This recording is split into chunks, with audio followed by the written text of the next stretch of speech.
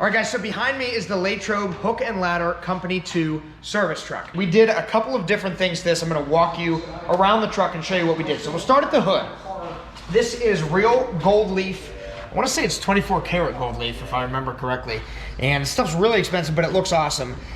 We did a drop shadow behind that in black, and that matches the older gold leaf that's already on the truck in a couple of different places. You can see this pinstripe here. We also installed the logo for the fire department on the door here. We didn't print this, but this is custom printed on a reflective material. We installed reflective green that says City of Latrobe on the side, and we changed out some of the numbers and things here to accurately reflect the truck for this department as opposed to the one they bought it from.